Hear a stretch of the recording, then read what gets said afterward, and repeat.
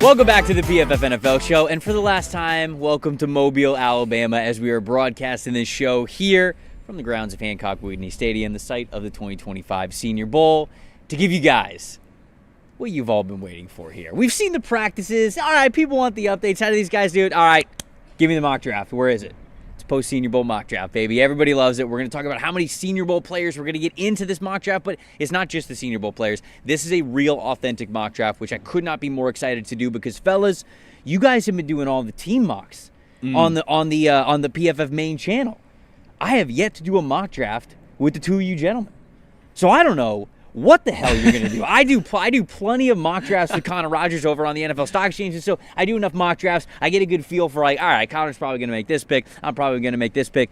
This is just true Wild Wild West here. Not only do we have these Senior Bowl players that I'm curious to see who the highest Senior Bowl player is that we have here in this mock draft. I think we're going to get a handful of Senior Bowl guys here in this first round mock, but just what you guys are going to do and how you're going to go about it. Do you feel ready for this full first-round mock draft after doing all those team mocks? The three-headed monster is something, but the best part of what you just said is that even when we do our mocks on the college channel, we really don't know what we're going to do either. So we're used to the chaos. It's just really going to be about you adjusting to our level of nonsense when we go about this. But no, it's always a lot of fun to do these, and I'm curious to get your perspective on some of, matching up with some of what we thought of some of these guys, watching them in college football all season and then taking it into the pre-draft process. This is truly like a combination mock draft of like the college guys and like how these guys played in college versus me maybe coming from a little bit more of an NFL's perspective. So this is going to be a ton of fun. We're going to go in succession here. We're going to go pick by pick by pick. So one of us is going to pick for one team, then one of us for another, and then we will obviously just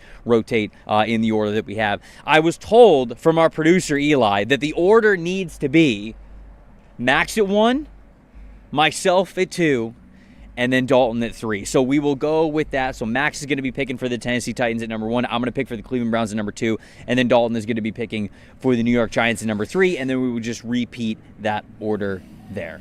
Let's get it kicked off. Max, you're at the very top here. What are the Tennessee Titans going to do at number 1? Before we start, are we doing this what we think will happen or what we would do as the general managers of these teams? What do you think?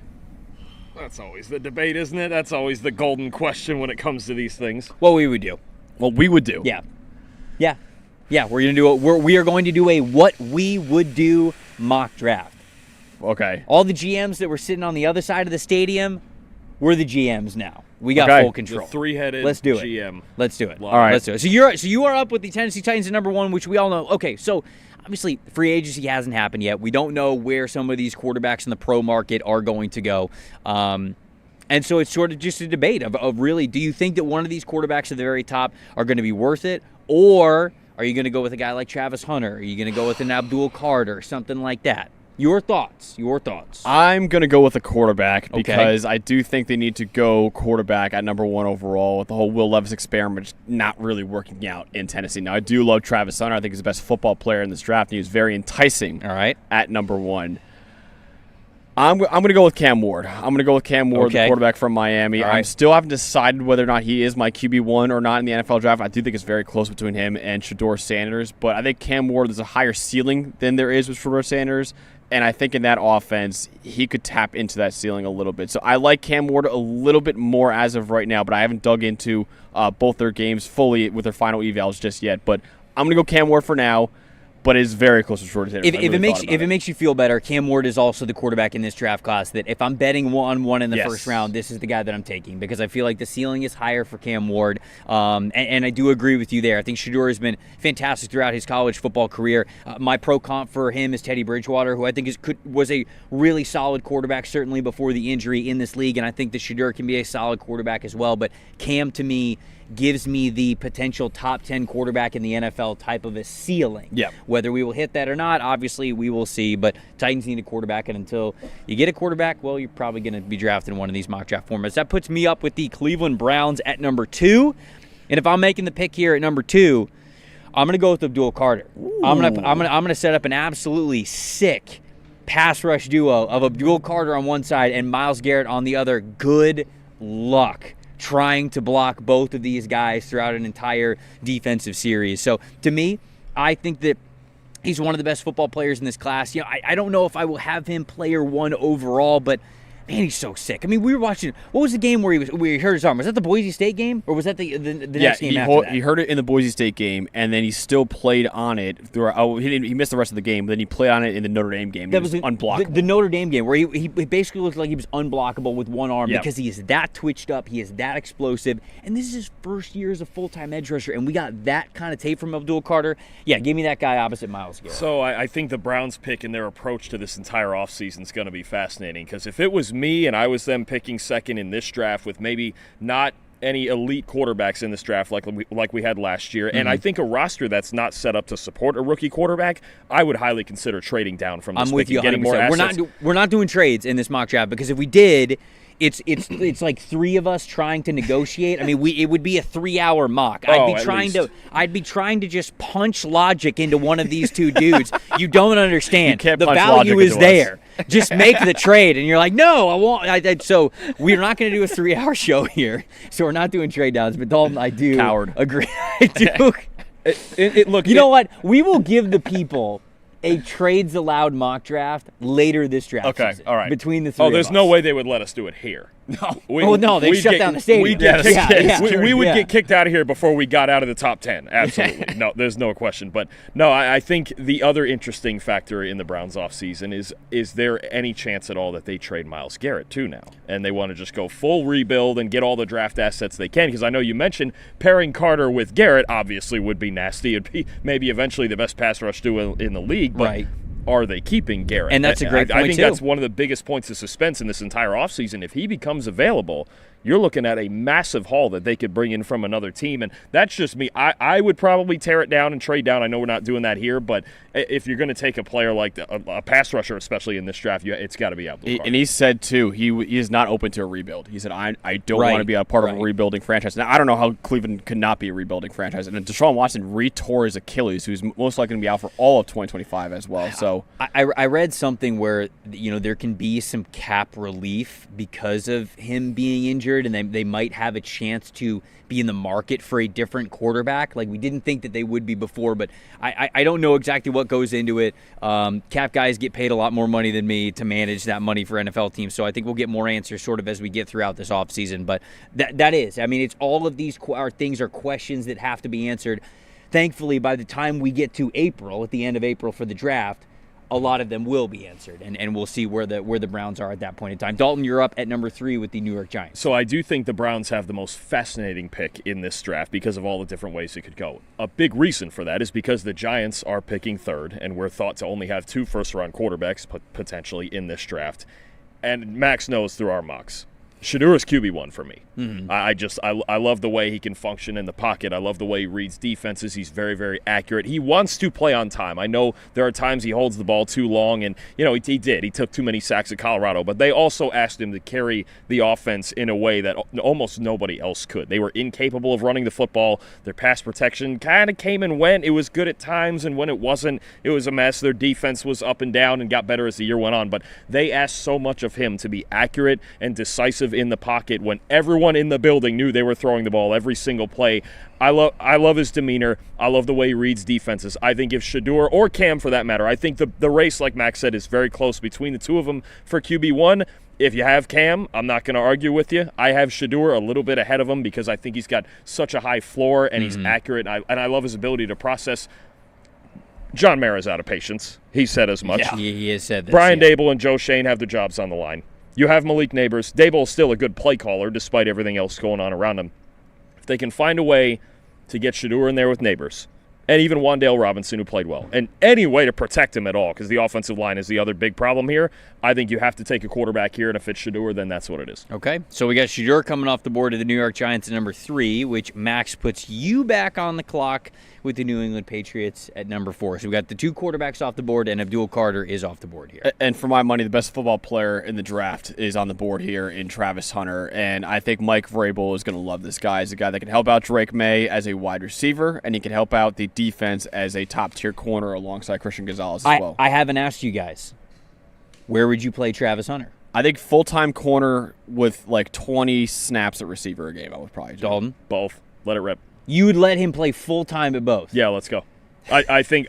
Look, there's times where obviously offensively you could. I think it's not about rotating him in. I think it's about rotating him out. There is nothing to this point. It was deep For me. You like that's philosophical. That was. It was very philosophical. Sometimes I say, I say some things you got to put that on about. a quote graphic of just like some Greek statues in the back, and it's just like you just your quote and cursive script. Oh, absolutely, yeah. We dig deep in the weeds here, especially we're not on the college show, but we're bringing that element here. But no, to me, he has not shown us any reason that he can't do it. I think he's a special athlete, right? You're talking about, I know generational gets thrown around too often, but it does. We have never seen a guy who did it even at the FBS level the way that he did it. Top 5 in receiving grade this year, top 5 in coverage grade this year. I was arguably the best receiver and corner in the country. And if he's got the durability and they have a plan to be able to do it, and again, is it 100% of the snaps almost like he did at some games and playing 130 snaps a game? Like he did at Colorado? Maybe not, but there's also generally a handful less snaps in NFL games, and you can rotate him out a little bit. And, maybe if you're in, say, 12 personnel, maybe he doesn't have to be in there, but I would let him play at least 80% of both and see if he can actually do it. So now I'm up with by the way, I do agree with Max. I think you're playing him full-time at corner. Mm-hmm. Which it's a great cornerback duo that we have there with Christian Gonzalez and Travis Hunter, and then I'd play him at wide receiver for anywhere from 10 to 20 snaps a week, and I would allow him to play both sides of the ball. But he certainly has made a case over his entire college football career of like, hey, if he can handle it, he's an alien, right? Yeah. I mean, just like let's see if he remains as effective as he was when he was at Colorado at both of these things. And I know it's never been done before at that level at the NFL, but I'd maybe give him a shot to do it, and until he proves otherwise, he's just a crazy athlete who's been very productive on both sides of the ball. Jags up at number 5, so that puts me up here.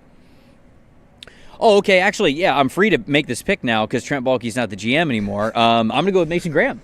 I'm taking Mason Graham because this sets up an incredible defensive line, right? I mean, like you got Josh Hines Allen at one edge spot, you got Trayvon Walker at another edge spot, you've got Arik Armstead who wants to kick back inside and be more of that interior defensive lineman, and then you got Mason Graham next to him. That's filthy. I mean, that has the potential to be the best defensive line in the NFL.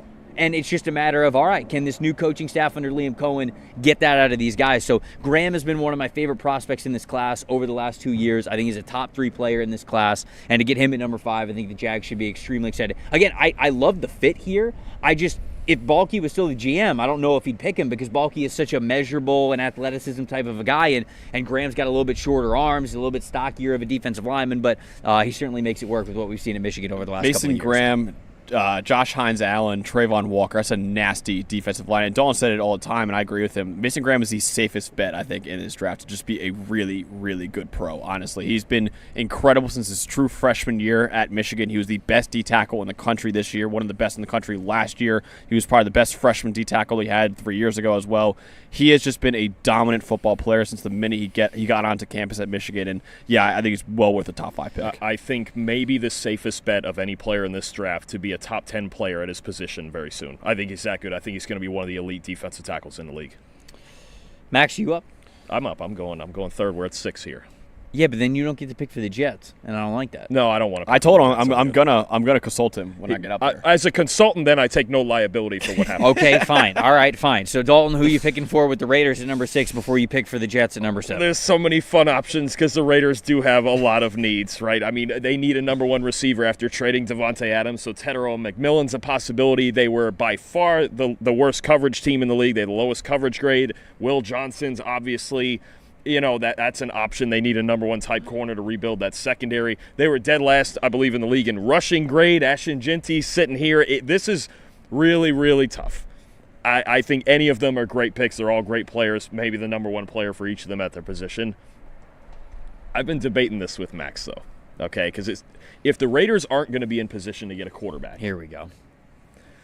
And they're going to go with a veteran option. They have a good offensive line. They do. They do. Jacoby Myers is pretty good. Decent offensive line. The offensive line's getting there. I think it's pretty good. There. They got some young guys stepping up. You got Brock Bowers. You got the best rookie tight end we've ever seen, right? Maybe I don't know if it's a Sam Darnold or who it might be to get a quarterback, but this offense was incapable of running the football. Oh boy! And I know it's You're gonna get fired from PFF. It's not the most PFF thing ever. Oh boy! You're gonna get fired. But if I was going to take a back this high, it would be Ashton Jeanty, and I'm going to go ahead and do it. Okay, Ashton Jeanty, number 6 overall. I think, you know what, if you're going to have a veteran quarterback in there, and they would be a team I would be looking at going, okay, can they trade up to that 2 spot to get Shedeur or Cam? Because we know they need a quarterback. The problem is free agency is before the draft, and we're going to know their intentions by then. So the picture gets a lot clearer once we get through free agency. Of course. But no matter who you have to run the football, and their running backs just don't get it done. They're a team. There's so many teams that can't run the ball where you go, okay, it's the offensive line. They can't block. I don't think that's the case with this one. No, you put Jeanty in there. So you have Ashton Jeanty, Brock Bowers. Yeah, you need more receivers. You do, for sure. You got to find somebody. But they're going to have cap space. Maybe maybe run at T. Higgins. Maybe there's something like that. But I think let's put a floor on this offense. And this is, honestly, Jeanty's one of the best college backs I've ever seen. I mean, he's got the production to prove it, right? And this year was unbelievable. And an excellent pass catcher out of the backfield. You can do so many things with him. You can do so many things with Brock Bowers. And, again, I think it's the fact that they have actually a reasonably good offensive line that makes me like this a lot, where Jeanty will be able to create for himself. Yeah. I do think he's an elite prospect. I think actually we're taking positional value out of it. I think he's one of the 3 best football players in this draft. And that's fair. I think you're going to read a lot of big boards that have him as one of the top 3 players overall in this class because of what we've seen over the last 2 seasons, not just this past year. It was last year as well. I mean, he was an elite receiver out of the backfield last year, and they just didn't use him as much in that area. But him going to the Raiders, it would be incredibly productive. I think some people could talk about the positional value for it and everything because this is a deep running back class, and I think they could get good running backs later. You don't have to pick Ashton Jeanty here at number 6, but there's no doubt about it. I think that you are immediately raising the floor of your offense and the ceiling when you bring a guy like this in, especially the way the offensive line is currently constructed. So, Max, you're up now with the Jets at number 7. Well, I was going to say quickly about Jeanty, too. Oh, go ahead. One of the first guys to congratulate Pete Carroll at his press conference was Marshawn Lynch. Oh, I thought you were going to say, was Ashton Jeanty? No.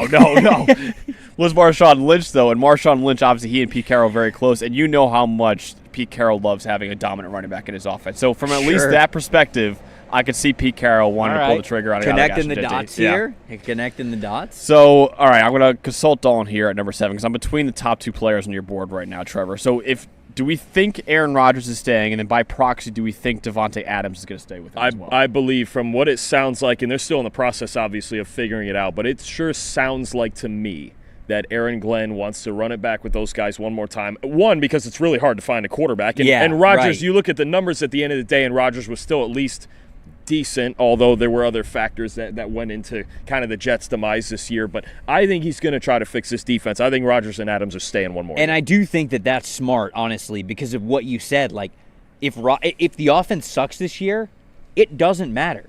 Who cares? It's Aaron Glenn's first year. He knows that he's there to fix the defense. He's fixing the defense that season, and they will hopefully have better options to get a quarterback next year and beyond. Yeah. So I actually think that is the right call from Aaron Glenn to be doing that. All right, so what I'm going to do then is I'm going to pass on Tedero McMillan, and I'm going to go with Will Johnson to form one of the best young corner pairings that we have in the NFL between him and Sauce Gardner. Now, DJ Reed is an upcoming free agent. Who knows if he'll be returning to the Jets this season, but I think that Will Johnson is a guy that he was banged up this past year. I think he missed 7 games with like a turf toe injury and various other injuries, honestly. He was locked down in coverage over his first 2 years. I believe his graded man coverage over his first 2 years was tied for the best in the country, and the only one he was tied with was Quinyon Mitchell. And we all saw how good Quinyon Mitchell was in his rookie year with the Eagles. And also Quinyon Mitchell doing it in the MAC, right? Will Johnson was doing it against Big Ten competition. Will Johnson, I think, kind of got forgotten a little bit because of all the injuries he suffered this year, but he is absolutely still one of the best players in this draft. And I think he and Sauce Gardner together would be a lethal cornerback pair. That would work. No doubt. That would be fun. No doubt. All right, so that puts me up with the Panthers at number 8. I'm going to go with our first Senior Bowl guy. I'm going to get our first Senior Bowl guy off the board here. I'm going to take Mike Green at number 8, the edge rusher from Marshall. This dude I thought was a standout performer on Tuesday and Wednesday's practice. Didn't even practice on Thursday because he was basically like, yeah, pack it up. Everybody's seen all that they need to see. I had probably the best rep of the entire week when he bulldozed Josh Connerly. He shows up at 250 pounds, and he looks like a rocked up, solid, athletic, explosive 250 pounds. and the Carolina Panthers have to have pass rush. I think this is a team that, they'd love a Will Johnson. They'd love a Mason Graham to be able to fall to them. They'd love an Abdul Carter, obviously, to fall to them. But I think it's very unlikely that at least Mason Graham and Abdul Carter are going to be gone. Or I think it's unlikely that it's going to make that either of those guys are going to make it to Carolina's spot at number 8. Maybe Will Johnson's still on the board at this point. I think that's certainly realistic. But I'll take Mike Green to shout at the Senior Bowl, shout at the performance that he had. Yeah. He is just such an explosive, twitched-up pass rusher, and we saw that all year long when he was playing at Marshall. Elite run defense grade, elite pass rushing grade, over 20% pass rush win percentage. I mean, this guy was an absolute monster, so I'll take him off the board for Carolina, a team that desperately needs a good pass rusher here at number 8. You had a good week when you can skip the last practice in the game and feel good about it. Yeah. I mean, he was just fantastic the 2 days that we just got to see him. He was the highest graded edge player in the country. I mean, and you mentioned it, it feels like he's got all the tools, right? And we were worried about his weight and his arm length and this and that and the fit. Arms are a little bit shorter, but and it is what it is. He just produces. Yep. And we had, it's a lot of these guys in the top 10, we just have yet to see them not produce. So I get it. I get the hype, absolutely. I don't know if he'll actually go this high. I think there's going to be different opinions on a lot of the edge guys in this draft. There's a ton of good ones, but I can't blame you right here at all. Carolina, they need desperately pass rush help. So you're back on the clock. New Orleans at number 9. This is another team I think that needs a pass rush help, and they need to get better in the trenches on both sides. And the hardest part about making a Saints pick right now is they still don't have a coach. So I have no idea what kind of schemes they're trying to run. I don't know what we're trying to do on defense. I don't know coach? Who the heck. I might have to go down there and do it. All honestly, right, you'll be there for Mardi Gras. You want to be the GM? Me? Yeah, sure. Oh no, you couldn't do it as a Bucs fan. There's no way. Yeah, you could not be the Saints GM with all the Tampa blood in you. No, there's no way you couldn't do it. Well, you want to be the GM? I'll be the GM. Okay, cool. All you're right. going to interview drunk at Mardi Gras down there. Absolutely. Go down. Sure. Yeah. That's exactly. At this point it might work like that anyway. No, I'm gonna go edge also, and I think a guy that we love on the college show watching the last 2 years out of Tennessee. He wasn't at the Senior Bowl this week, but another guy, just an elite toolsy pass rusher who's got an explosive get off. James Pierce Jr. from Tennessee. Look, the Saints. They've held on to some older pieces on defense for a while. This defense, they've had some young guys who haven't developed well, and I think, this might be one of those things where do we really want to take another edge rusher that won't work out? But look, the numbers tell me this kid's going to be a fantastic pass rusher, and he got a lot better in run defense this year. That was a big key for him, going from, I think, a late first-round guy to an early first-round guy. Mm-hmm. I think James Pierce Jr. is easily worth a top 15 to 20 pick in this draft, and the Saints desperately need pass rush help. I'm going James Pierce. All right.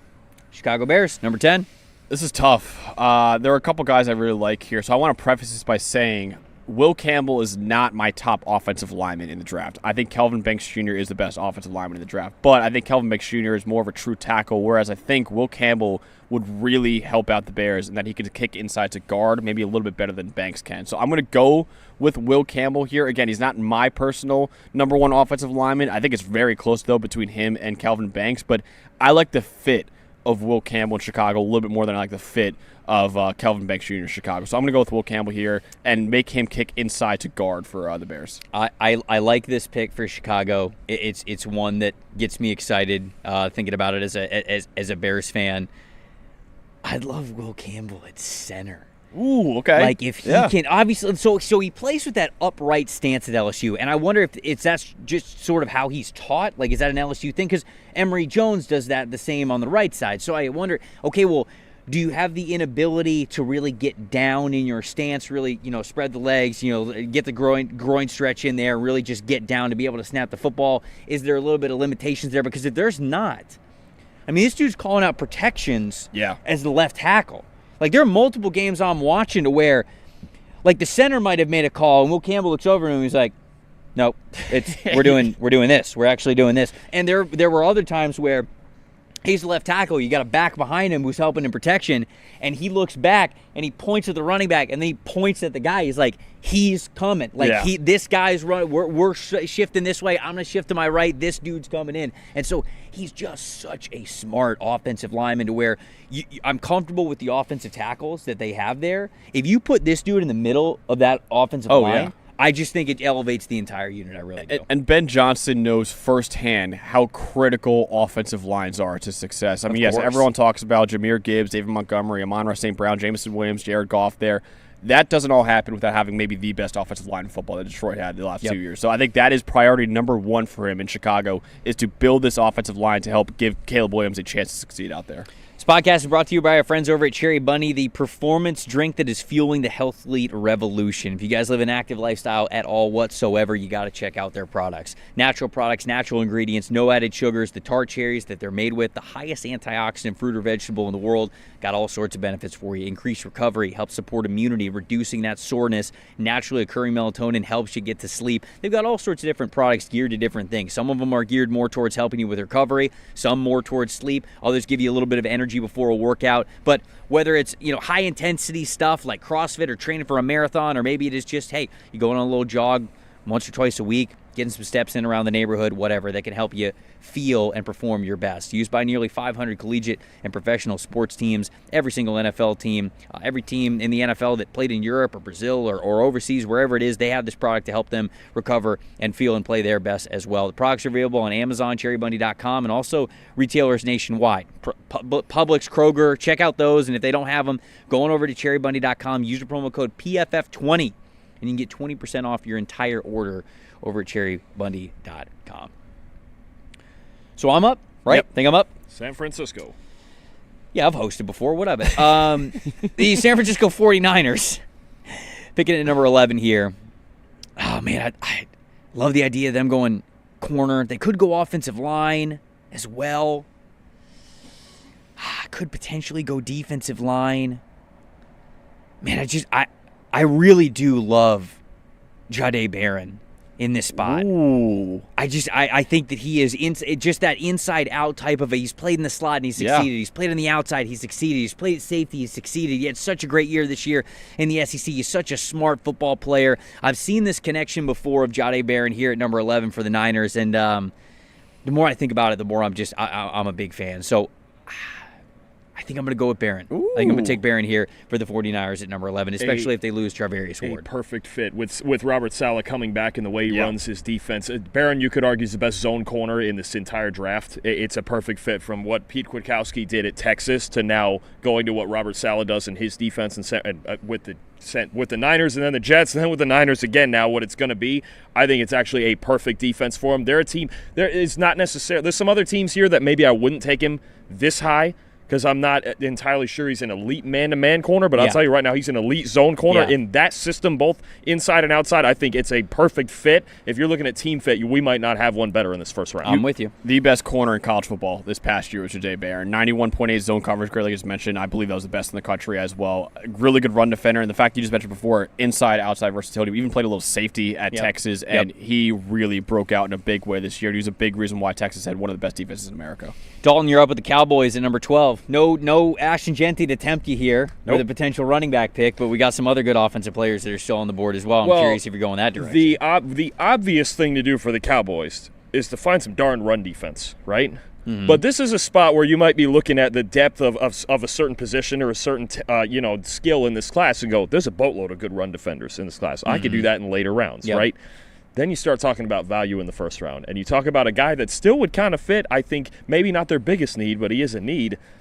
I can't pass up Tetairoa McMillan. I was wondering how far he was going to fall, and I was like, I probably shouldn't fall past number 12. I can't pass him up, and honestly, as a true 6'5" X receiver, how could you not have that as a great compliment to CeeDee Lamb and even guys like Jalen Tolbert, right? Kevontae Turpin, smaller, faster players, can do things with the ball in their hands, but they don't have a true X receiver on this team. They haven't in a while. You could argue maybe Michael Gallup at his peak, maybe even back to Dez Bryant.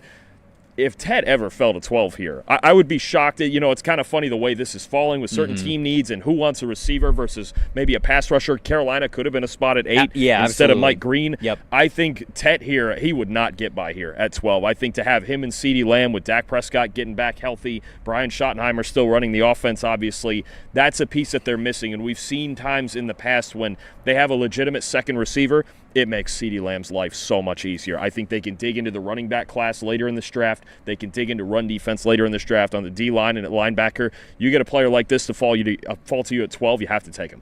And this is a lot like what happened to CeeDee Lamb, right? Where they didn't need a wide receiver, and he fell to them, and like, we have to take CeeDee Lamb. And they'd be screwed without him. And yeah, absolutely. And Tedder McMillan, you mentioned a true X receiver, leads all receivers in the country with 35 contested grabs over the last 2 years. My favorite stat about him, though, he had 29 broken tackles after the catch this past season. At 6'5", 210 pounds, the only wide receiver in the country that had more broken tackles after the catch was Luther Burden III. And that's his trump card, is the yak ability. Right. That is not Ted's trump card. And yet he was still that good after the catch this year.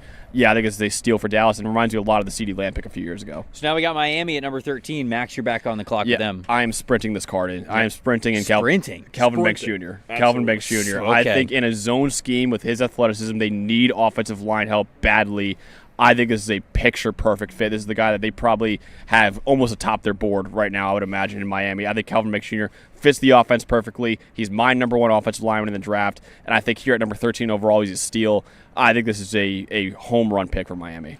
Yeah, you guys love Kelvin Banks. Yeah. More than I do, more than I Will Campbell is my top offensive lineman in this draft, and I think for the top offensive tackle overall, I think Armand Bambou's in that conversation, Josh Connerly's in that conversation, how Josh Simmons comes back from his knee injury, sort of in that conversation as well. But Dalton, do you agree about this spot? I mean, you were also cheering this one on as Max was picking it here. It's not just the talent level, because I think there is a legitimate debate about him versus Campbell as far as who's OT1, but he is absolutely perfect for a Shanahan scheme. I thought there was a chance that you could have taken him at 11 to San Francisco. He's a perfect fit for the outside zone scheme. He's mastered that at the college level with Texas. That was the most common run scheme. You saw it the playoff game against Clemson when him and Cameron Williams were just mowing people down.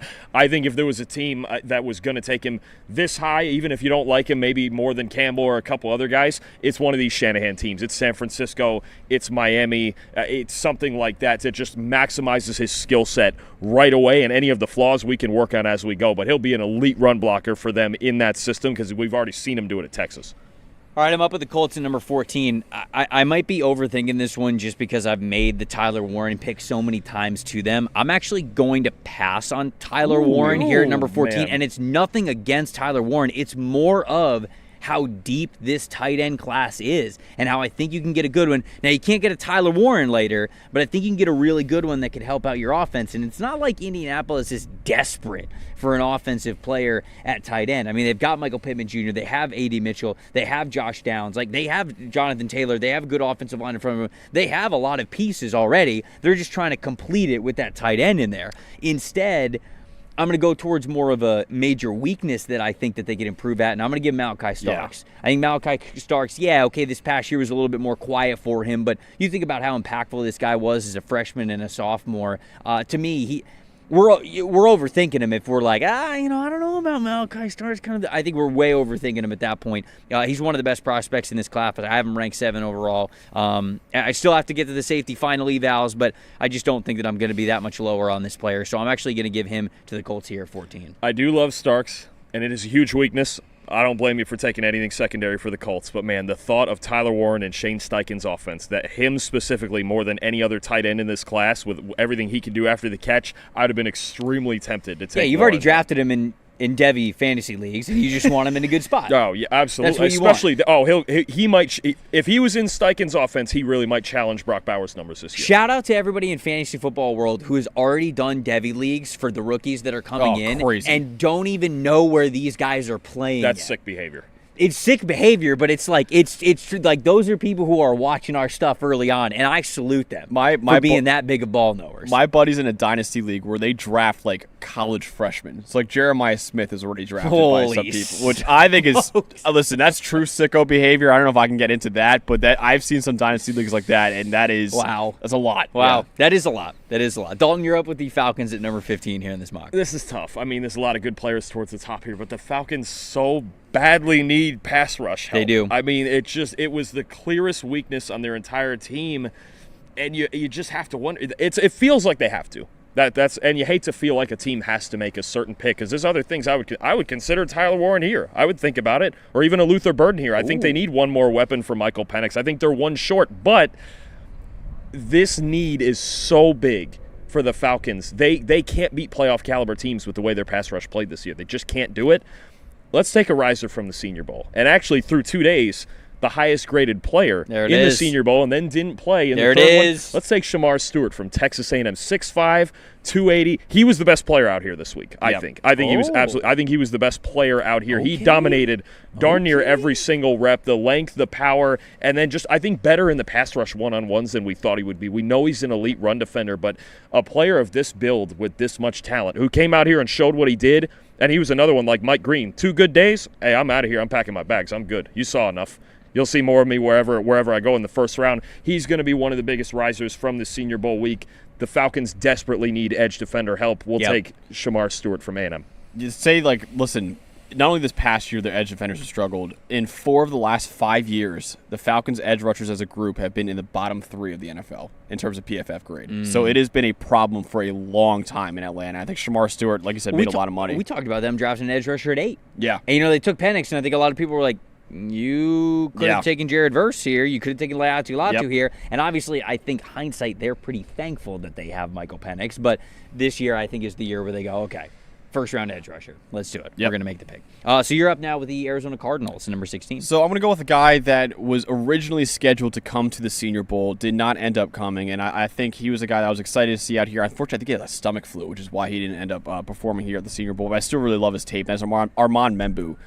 From Missouri. And I think, Paris Johnson Jr. obviously is their franchise left tackle. Armand Membu is a guy that you could slide in immediately at right tackle, and he played right tackle at Missouri, and he was one of the best offensive tackles that we had in college football this past year. At 87.6 run blocking grade, 85.4 pass blocking grade. I believe the only other tackle in the country with 85-plus grades in both was Wyatt Milam, who we already talked before, is probably going to be a guard at the next level. I think Membu could play tackle long-term, and the fact that he could play right tackle, doesn't have to even switch over his position, I think he's a really, really fun fit alongside Paris Johnson Jr. Yeah, I was really excited to see him this week, and it's just a bummer that he had the stomach flu and that he could not participate, because I think he had a really good year this past year. I think he's got really good tools. He's sort of the build that you exactly want out of an offensive tackle, where he's a little bit shorter, so he kind of has that leverage advantage, but he's got the long arms, so he has got the length. So you're not sacrificing length for leverage. You're actually probably getting the best of both worlds. Got really good footwork. Might not be like the cleanest guy right out of the gate in the NFL, but somebody who I think could be a long-term tackle option for the Arizona Cardinals. I do like that pick for them. I thought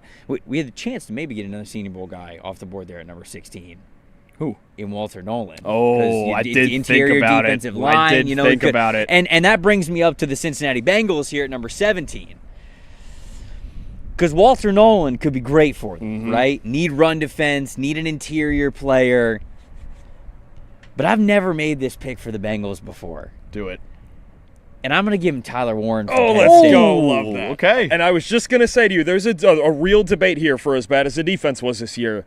They have a T. Higgins problem, because it seems like they have a T. Higgins problem. They got a tight end overall kind of a problem. They got a Jermaine Burton problem. Like, they could really need a major offensive weapon there. And I think not only does he fill the tight end position for them, but he's just the overall offensive weapon that they would need. I have not had the chance to make this pick yet for the Cincinnati Bengals. So we're going to go with the absolute do-everything offensive player at tight end, Tyler Warren, to the Cincinnati Bengals. And he'll help them in the run game a lot, too. We know they struggle to run the football. They still need help on the offensive line, as they always do. But I'll tell you what, Tyler Warren blocks like a 6 offensive lineman down there. And for as much as George Kittle's name gets thrown around with every tight end prospect that anyone kind of likes, this is actually the closest one. It's because what he can do in the run game as well. He's the best tight end in this class, because he's the best dual threat tight end in this class, run blocking and receiving. All right. Is that producer Eli approved, though? I want to make sure before we move on. We got the thumbs up. Okay. We got the thumbs up. Make sure before we move on. We got the stoic face thumbs up, too. That's just good. the serious approval. He's in long-term Bengals fan. I just want to make sure. Every Every time we do a mock draft, he always makes the Bengals pick. So I just want to make sure it's okay with him before we move on. Yeah. We'll phone Quinn in to make sure that we've got Quinn's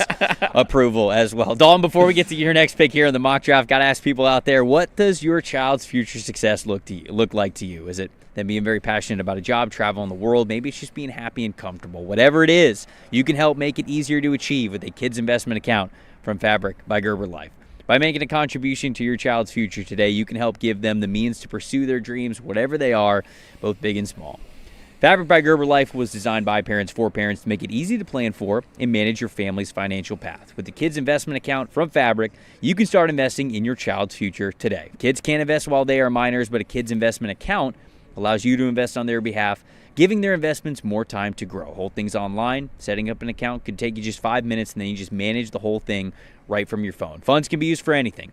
When they're kids, tuition, after-school activities, sports, whatever it is, music classes, whatever. And then when they're young adults, a first car, a first house, starting a business, or just traveling, whatever it is that you think can help make them happy. Starts with just $20, no contribution limits, tax advantages. Funds are SIPC insured up to $500,000. Join the thousands of parents who trust Fabric to help protect their family. Start investing in your child's future today at meetfabric.com/PFFNFL. That's meetfabric.com/PFFNFL. MEET fabric.com/PFFNFL. Portfolios are managed by Fort Washington Investment Advisors Incorporated. Additional services provided by Apex Clearing Corporation. All investing is subject to risk. Learn more at meetfabric.com. So I just took Tyler Warren for the Cincinnati Bengals at number 17. That puts Dalton on the clock at number 18 with the Seattle Seahawks. What are we going with for the Seahawks? I would have thought about Warren here had you passed him up one more time. Well, I would have thought about it. Soon as you lose, buddy. But too bad. Sometimes. Wow. Okay. All right. We're a three-headed GM. No, we're not. Here. I'm mocking against you. No, we're not. No, come on now. This is life or death. I'm going third. I have the one people less are going to vote for who the best mock drafter was at the end, and the loser gets canned. I have one less pick. The That's loser unfair. never mocks again. We got to stop the count at 30 then. You guys get an extra pick. You just got to You pick gave a better. tough pick for me, though. Well, I always pick better than Max. Anyway, the Seahawks. Yes. It's kind of a need thing here. I know, obviously, we talk about best players on the board and following the board and all that, but darn it, do they need an interior offensive line? And their pass protection caved their whole season. And you know what? I'm going to stick to the Senior Bowl theme here. We're going to go down to North Dakota State. Oh, wow. baby. Who was one of the best players out here, maybe the best offensive. You're sniping him. I thought I was going to sneak him in here. I need him so bad in Seattle, and I don't know if he'll play center or Wow. guard yet. Give me Gray Zabel from North Dakota State, because we just saw him dominate top competition. Seattle needs interior protection in the worst way, and from what we saw this week for 3 days, I have no reason to doubt him.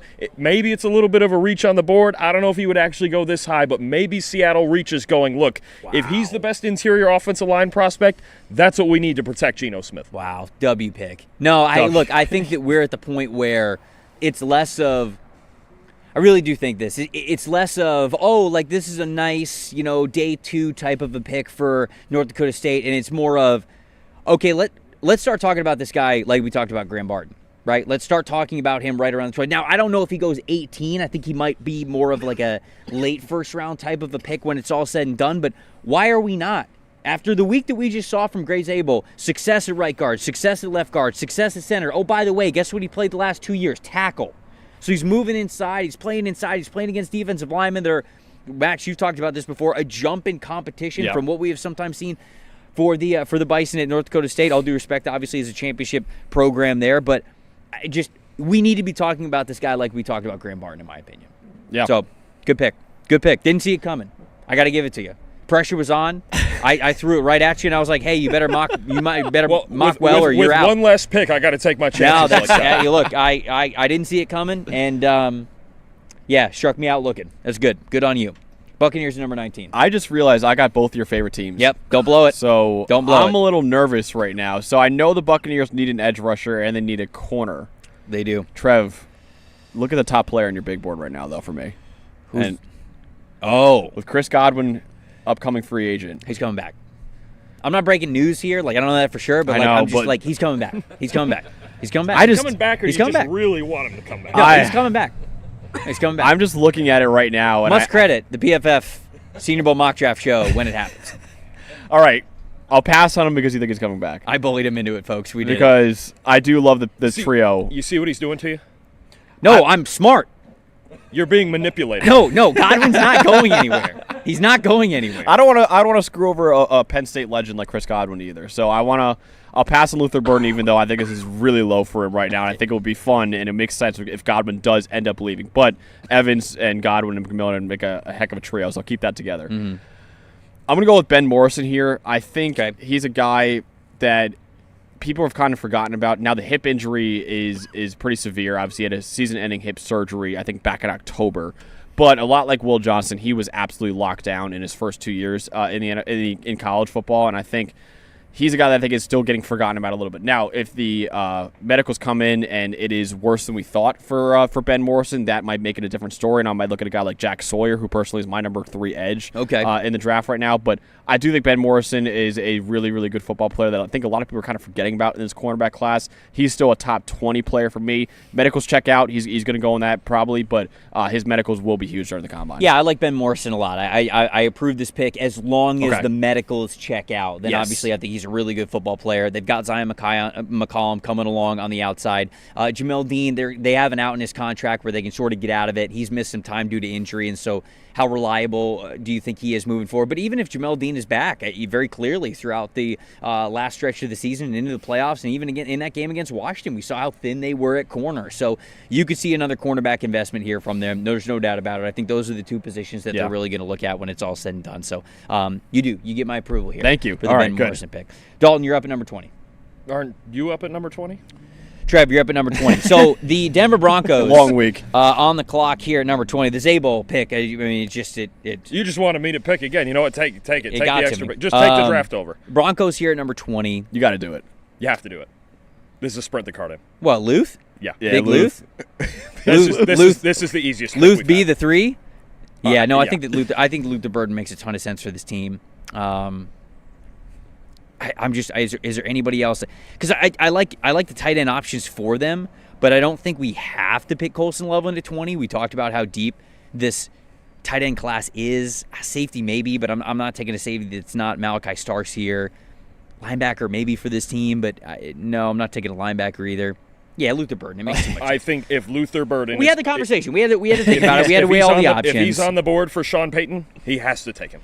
I just think he doesn't have a guy like that in his offense. The only thing that gives me a little bit of reservation is Garrett Bowles is a free agent, but I don't think they're going to let Garrett Bowles walk. And the conversation of this can change if we get past free agency. But Luther Burden III, I mean, he's too talented to really be getting out of the top 20 anyways. He had a much better year statistically last year, but it's a situation where I felt like the offense just overall was not as strong with Missouri, and it wasn't a Luther Burden problem. I wondered if I would see him kind of, was he mailing it in? Was he already thinking about the NFL draft? I did not see that from him, and instead this is a yak god type of a player and somebody that I think that Sean Payton is going to use in a variety of different ways, and it's going to be a lot of fun if we get this kind of connection with Bo Nix as quarterback, especially what we saw from him as a rookie. And just the fit with Bo Nix as well, who attacks a lot underneath and in the intermediate. Sure. That's where Luther Burden shines. Accurately, too. Right? Yes. Accurately. Giving these guys a chance to gain those yards after catch, I think is a big deal. For a guy, like if it was a quarterback who takes a lot of deep shots, Burden still good when going deep, but I think he's a guy that's going to excel just on a lot of screens and a lot of short patterns. I think Luther Burden III, this is almost a picture-perfect fit for an offense. Not only is he the best player, I think, by a good bit on the board right now, I think it's an awesome fit with Bo Nix as well.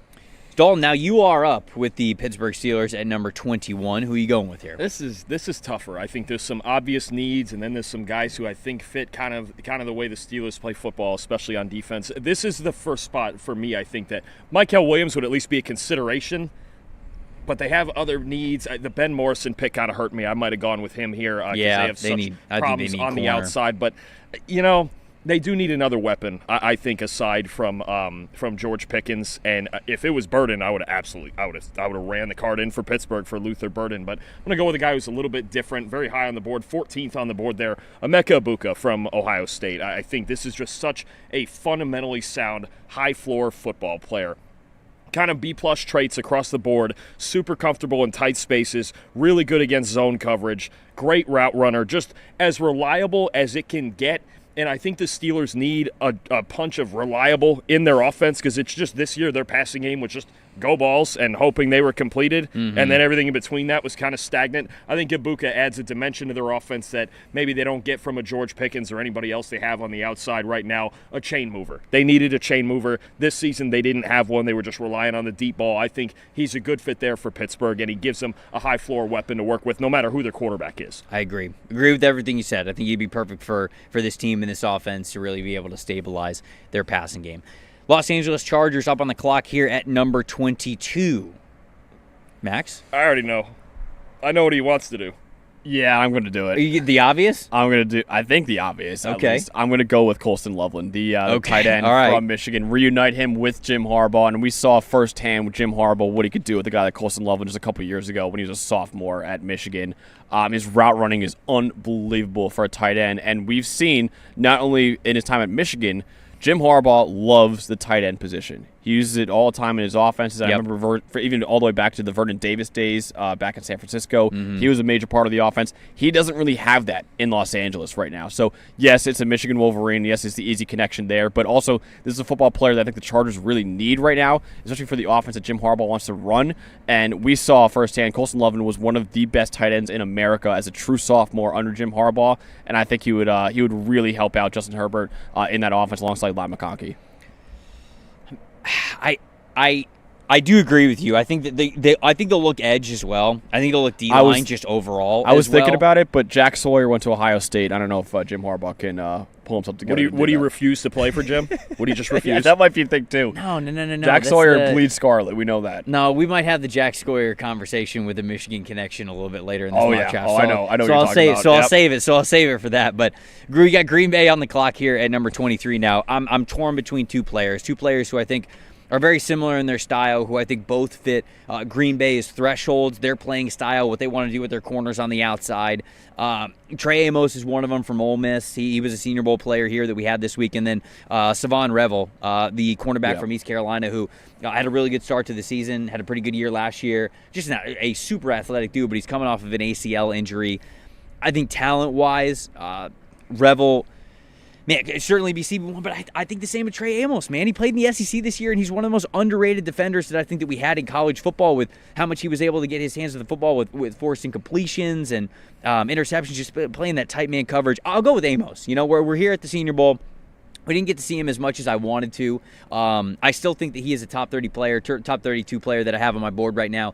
He had an ankle injury. I believe that was Wednesday's practice that he was kind of limping off a little bit, and we didn't see him again here on Thursday, which that makes sense. But this is somebody who just very high forcing completion rate, really good coverage scores this past year, playing in the SEC, especially the second half of the season. I felt like he was a lockdown player. So, a guy who really knows how to get his hands on the football longer, has those long arms to him, knows how to play that press man coverage style. So Trey Amos from Ole Miss, I'm going with him for the Packers here at 23. I like it a lot. I think you've had issues with the Packers for years where they've whiffed on some draft picks at corner. They're trying to find somebody opposite Jair Alexander. And the other element to that, too, that might go into that decision between Amos and Ravel is Jeff Hafley generally wants to be really aggressive on defense. If he's trying to transition into being more of a man coverage team, he's going to need help at corner for sure. So I do like that pick a lot. Vikings up on the clock here at number 24. Dalton, what do you got? I got options here is what I got. I could go corner also. I think Brian Flores would love Siobhan Ravel. You will see what the knee injury looks like. It seems like he's recovering okay. I could go, if Gray Zabel was on the board, I would think about him here as an interior offensive line help and a versatile guy. They could figure out the fit, probably a guard in Minnesota, but I'm kind of thinking about another guy that we saw at the Senior Bowl, and I think he's probably going to go higher now than where he's on your board. I think he might have locked up a first-round selection this week. Let's go to our neighbors in Mississippi and talk about Walter Nolan. There we go. Nice. I think they do need more talent at defensive tackle. They've got a really good edge group. Jonathan Grenard, Andrew Van Ginkel, Dallas Turner, they're working on developing, right? But not a whole lot of top-end talent. This is a top-end talent, right? Number one recruit in the country. Yep.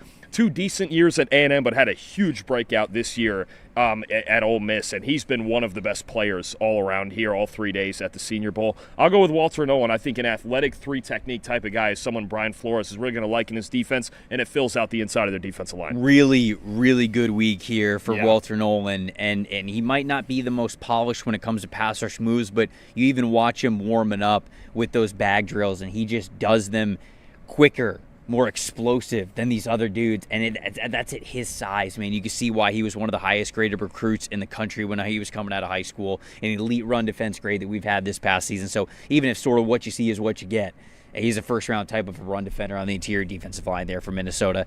Houston Texans at number 25.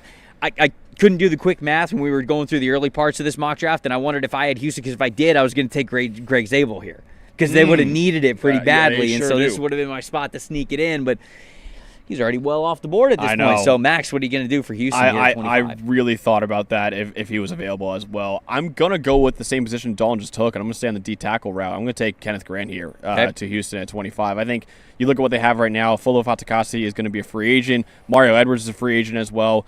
Even if they both come back, like, this still was a problem for the Texans D-line this past year. Obviously, they're very set at edge defender with Will Anderson Jr. and Daniil Hunter there. They can still use some help on the inside, though. And I think Kenneth Grant is absolutely still a first-round caliber player. He's a really good pass rusher and run defender. I believe he had 80-plus grades in both over the last couple seasons. So Kenneth Grant, I think, will be a really good value here for Houston and would fit a big need as well. I agree. I'm really hoping what Houston does is allocate a lot of the money that they have in free agency to the interior offensive line. I'm hoping that the floor for the interior offensive line is a lot higher than what it is right now for Houston by the time we get to the draft. So I think if people are saying, like, oh, man, you got to pick interior offensive line, I think that's sort of the thought process. You're hoping that that's going to be a little bit more solidified, and you're a little less worried about that, giving you the chance to do this best player available type of a thing here with them at number 25. You taking Kenneth Grant, the defensive tackle from Michigan. Before we get to my next pick here, which is the Los Angeles Rams, have you guys played Pick 6 by DraftKings yet? Because if you haven't, what are you waiting for? We only got one game left. It is the Super Bowl. It's the big game. Playoffs are here. The time is running out. As the official daily fantasy partner of the NFL, DraftKings does fantasy sports like no one else. You can play for better payouts on Pick 6. It's really easy to get started. It's very simple. It's just, hey, you pick 2 or more players, say if they'll have more or less of a single stat. Could be touchdowns, could be passing touchdowns, could be rushing touchdowns, could be receiving touchdowns. There's so much more. Receptions, rushes, tackles, sacks, whatever. That's all you got to do. It's available in most states, Texas, Georgia, California, Missouri. And if you haven't played before, it's even sweeter for first-time users. New Pick 6 customers play $5 and get $50 in Pick 6 credits for free. For the Chiefs and the Eagles, if you look at the Kansas City Chiefs and you say, hey, you know what? This is going to be a big Travis Kelce game. It's going to be a legacy game. This is what he has worked so hard to get back to. He may not be the Travis Kelce that he was 3 or 4 years ago, but he's going to show up big in this game. You can see what his reception total is, what his receiving yard total is, and say that he's going to have more of those stats, but that's just one example. You win more cash on Pick 6. Download the DraftKings Pick 6 app now. Use the promo code PFF. That's promo code PFF for new customers to play $5 and get those 50 in Pick 6 credits. Only on DraftKings Pick 6. The crown is yours. If you got a gambling problem, call 1-800-GAMBLER. Help is available for problems with gambling. Call 888-789-7777 or visit ccpg.org in Connecticut. Must be 18 plus age, and eligibility restrictions do vary by jurisdiction. Pick 6 is not available everywhere, including New York and Ontario. Void where prohibited. 1 per new customer. Bonuses awarded as non-withdrawable Pick 6 credits that expire in 30 days. Limited time offer. See terms at pick6.draftkings.com/promos. Rams on the clock here now at 26. Oh, man, I'm looking at 2 guys that are coming off of injuries from this past season, which I don't love, but I like the idea of Josh Simmons, who was one of I still have him as offensive tackle, too, in this class, even from what I just saw this past season. If you could tell me that the knee is going to be good to go, it's going to be like what we saw before the knee injury, or at least he's going to get back to that point at some point. I love him for the Rams because he's sort of that draft and stash type of a player, because they have Rob Havenstein, but he's getting a little bit older. They probably have him for next year. You know, they've got Alaric Jackson on the other side as well, but, you know, can he be that left tackle or just offensive tackle of the future? And then the cornerback spot, I think they got to get a lot better at corner, and Savon Revel is here for them. I think I'll go Revel. I think I'm going to go with Revel here, just because I got to hear more about Simmons to make sure that the knee is all right. And if it is, I'd probably sprint this pick in because I love him and what I saw from him at offensive tackle. But they need cornerback help. They've got to get better on the outside, and Revel's too dang good here at number 26. So for the Rams, I'm going to go with Savon Revel, the cornerback from East Carolina, for the Los Angeles Rams. I think it's reasonable. Baltimore here at 27? Yep. All right, so Revel might have been a thought here for me. Could have been. Because they need corner help, too. I think Nate just feels like a Baltimore Raven. Nate Wiggins is solid, but they need a little more help on the outside. I might have gone with him here. I think I'm kind of torn here because I think they're the type of team, too, with their defensive structure that might take somebody like a Mykel Williams, right? Kind of that 5 technique. Tweener is a really good run stopper. Feels like a player the Ravens really like, but I watching them in the playoffs, and I know Lamar was obviously great, and they lost on a drop 2-point conversion. When Zay Flowers got hurt, did it still feel like they were just one weapon short? Kind of does feel that way. Right. Yeah. And I think a guy who's risen up, especially through the playoff run that Texas has, is Matthew Golden. Let's go. Love this pick. You talk about this pick. You talk about a route runner. This is elite stop and start from this guy. The agility and the breakdowns in his routes are just fantastic. He's got excellent hands, really good body control when the ball's outside of his frame. I think this is somebody who, if you have now Bateman outside, I think you have Golden on the outside a lot, and he can move around kind of as the Z, and then you let Flowers just move all around the formation and escape press coverage instead of just, I think sometimes with Flowers being the one big-time legitimate weapon there, the offense of the passing game gets a little bit stagnant, which sounds weird for, you have Lamar Jackson, he threw 40 touchdowns and all of that, but it's kind of still at times, and it's very much run through the tight ends. I think if you take Matthew Golden as just a legitimate route runner here, you add another dimension to an offense that really doesn't have a whole lot missing. Yep. I love it. I love this pick. I think that Golden, there's so many times when he reminds me of a Stephon Diggs with how he sets guys up, how he gets off the line of scrimmage, how he wins a couple of seconds into his route, whether it's in-breaking, out-breaking. And this dude's got great hands. I think he's an absolute stud, and there's a potential for him to be a wide receiver 1 at the NFL level. I think probably more likely he's a really great wide receiver 2, but he does have that potential to him to potentially have a Stephon Diggs type of a career and ascend that high. Max, now you are on the clock with the Detroit Lions, 28. Yeah, this is sprint the card in just for 1, the value, 1, and 2, they need the position, and 3, the vibes of taking Jack Sawyer. The storyline, yes. Detroit is just perfect. I think he who is as diehard Ohio State as it gets, forming an edge pairing with Aiden Hutchinson, who is as diehard Michigan as it gets, would be awesome. I would want. I know Hard Knocks wouldn't go there because the Lions were too good this past year. I need just some version of like a buddy comedy between those two in training camp just to see how they interact. And I would love to see like the bet they make for every Ohio State-Michigan game every year. But that aside, Jack Sawyer is my number 3 edge in the draft. I think this is actually really, really good value here for Detroit here at number 28. Talk about another guy with a playoff run. Jack Sawyer was unblockable in Ohio State's national title run this year. I think he's a phenomenal football player, both as a pass rusher and as a run defender, which I know Dan Campbell will very much appreciate. So, yes, this fits a big need for Detroit. He's easily my top edge available right now, and also the combination of that with him and Aiden Hutchinson interacting together as diehard Ohio State and Michigan guys. This would be a really awesome pick for Detroit, I think. Yeah, this is the storyline that I was referencing before where it's like, I can't take this. We can't take this away from you making this pick here for the Detroit Lions, but they do. All storylines of Ohio State and Michigan aside, they need another edge rusher there. We saw that this past season. Even when Hutchinson was in there, it'd be great to have another guy like Jack Sawyer there in the building. That puts Washington on the clock for me at number 29. But they need pass rush. Mykel Williams, I graded a little bit higher than Nick Scordon, but I actually am going to take Nick Scordon from Texas A&M because I think he's the better pass rusher, right? We saw that with him when he was at Purdue. We saw that with him at times at Texas A&M. It was not as consistent. It was not as dominant as it was previously, but this is a dude who last year he showcased how deep the pass rush bag was, and I think that's still there for him. I think he might have been playing a little bit bigger just on Texas A&M's front this past year, and I feel like if he can lose a little bit of weight, get a little bit faster, we've seen just so much success from him. Elite pass rushing grade, very high pass rush win percentage when he was at Purdue. Still, those numbers are good this year at Texas A&M, but I think he can be even better. I'd love to get him on Washington's front, a team that I think needs to get a lot better at pass rusher. So we're going with Nick Scordon, the Texas A&M edge rusher here at number 29. And it's a great fit, and I think one of the things you saw, especially in the playoffs, was they couldn't stop the run either, and all those guys from A&M, they're all elite run defenders right now. When you talk about, we got Shamar Stewart earlier, and Scordon's built a lot of the same way, and he's an excellent run defender. So if he gives them that as a floor, and then you can get back to maybe how well he was rushing the passer at Purdue in 2023, you get a really good value there for Washington. All right, Dalton, this is your last pick. If you said, as you have noted, you have one less pick than the two of us, so this one better be good. All right, so Max just mentioned a guy who was unblockable during Ohio State's run in Jack Sawyer. I'm going with the other guy who was unblockable during their run, and that's Tyleik Williams inside at defensive tackle. I think this is someone in this spot in the last maybe 6 or 7 picks in the first round who's not getting enough first-round buzz. Elite run defender, without question. And look, he can push the pocket too. The difference for me between him and maybe, say, a Mykel Williams in this spot is Sean McDermott's defense and really a 4-down front, and the way that Tyleik Williams both can penetrate gaps and hold up against double teams. I think Williams maybe fits in a little more of that 4-eye kind of, or 5 technique defensive end that's over the tackle. He can move around a little bit, or some teams are going to see him as a stand-up edge.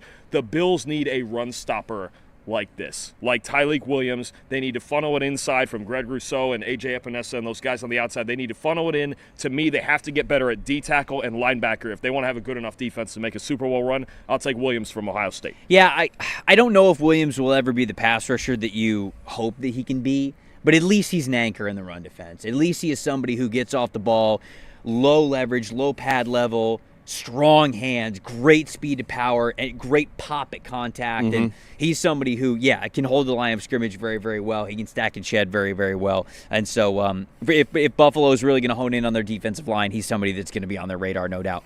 Max, puts you up with the Philadelphia Eagles at number 31. Okay, so the easy one here, and I don't really think he fits the defense, but obviously with the Georgia connection is Mykel Williams. I'm not going to go there. I'm going to go with the guy that we saw here at the Senior Bowl. I feel like it's only fitting here doing the post-Senior Bowl mock draft here in Mobile to do a Senior Bowl guy to round it out here. I'm going to go with Donovan Ezaraku. Let's go. Edge rusher from Boston College. I think he fits that 3-4 defense really well, and I'm not comparing him to Brandon Graham, who unfortunately is likely going to be done for his career now after this year. But he's a guy a lot like Brandon Graham, just has a plan as a pass rusher. And I think Donovan Ezaraku, they have a very loaded rotation already in Philadelphia, but he's a guy that I think could be a long-term answer for them as a run defender and as a pass rusher. And again, he fits that defense a little bit better than a guy like Mykel Williams or even a guy like Landon Jackson as well. I think Donovan Ezaraku had a terrific week at the Senior Bowl. He should be moving up some boards, and he might even sneak into the end of the first round like he does right here. I think he's a really motivated dude, too. You know, you look at somebody who finished with 8.5 sacks as I believe, a redshirt sophomore, only had 2 sacks then as a redshirt junior, and he was pissed off about it. I remember reading about this. I saw an interview about it, and he's like, it pissed me off that I took that big of a step back as a redshirt junior, and what do you have, like 16 sacks this past year or something crazy? I mean, one of the most productive backfield players in the country, and he does that because he's a great run defender at his size, which you love to see from a player who's only about 6'2", 240, 245 pounds. He's got that run defensibility to him, but it's just he wins so well with his hands between the ears, the pass rush plan. It's all there for him. So absolutely love it. He's one of my favorite edge rushers in this class. I'll round it out with a Senior Bowl guy here as well, here at number 32 for the Kansas City Chiefs. They've been playing Joe Thuney at offensive tackle. And I'm sure that they would like to not do that, especially if they might lose Trey Smith in free agency. They're going to need Joe Thuney to play back on the interior. I'm going to take Josh Connerly Jr. from Oregon here at number 32. I have Josh Simmons still on the board, rated higher than him. But again, until I really get confirmation that the knee is good to go, that he's going to be good to go there, I'll give Josh Connerly the nod because even though he had that bad rep against Mike Green, I thought that he was still able to showcase himself pretty well here this week. And when we talked about those guys in one of the recap shows of, hey, who are the true offensive tackles? I feel like Connerly is one of those guys, and this is somebody who during summer scouting I didn't like very much. I thought that his tape, not 2024 but 2023, was pretty raw, and I was like, man, he's got a long way to go, and I think he took a big step forward this year, moves very well, the hand usage got better, the anticipation got better, and so he's somebody that I think deserves some first-round consideration here. And so I'm going to go with Connerly Jr., the offensive tackle from Oregon for the Chiefs. I love it, and I think the one thing about that rep from Mike Green, one, it was Mike Green. 2, he was playing right tackle in that rep, and he played left tackle his entire career at Oregon. So obviously that, I think he'll be playing left tackle probably at Kansas City too if he does get drafted there. So I love Josh Connerly Jr. as well. He, to me, I think was my OT3, I think, in the draft right now. I love his tape, and I think this is a home run pick for Kansas City. All right, recapping this for the audio-only listeners because we're showing you some love too, and you're not seeing the visuals all the time when it's on the screen on the YouTube channel. Number 1 in the What We Would Do mock draft, post-Senior Bowl edition, Cam Ward to the Tennessee Titans. Abdul Carter went to the Cleveland Browns at number 2. Shedeur Sanders went to the Giants at number 3. Travis Hunter to the Patriots at 4. Mason Graham to the Jags at 5. Ashton Jeanty to the Raiders at 6. Will Johnson to the Jets at 7. Mike Green to the Panthers at 8. James Pierce Jr. to the New Orleans Saints at 9. Will Campbell to the Bears at 10. Jahdae Barron to the Niners at 11. Tetairoa McMillan to the Cowboys at 12. Kelvin Max Jr. to the Miami Dolphins at 13. Malachi Starks to the Colts at 14. Shamar Stewart going to the Falcons at 15. Armand Membu to the Cardinals at 16. Tyler Warren to the Bengals at 17. Greg Zabel to the Seahawks at 18. Benjamin Morrison to the Bucs at 19. Luther Burden III to the Broncos at 20. Emeka Ibuka to the Steelers at 21. Colson Loveland to the Chargers at 22. Trey Amos to the Packers at 23. Walter Nolan to the Vikings 24. Kenneth Grant to the Houston Texans at number 25. Siobhan Ravel to the Rams at 26. Matthew Golden to the Baltimore Ravens at 27. Jack Sawyer to the Lions at 28.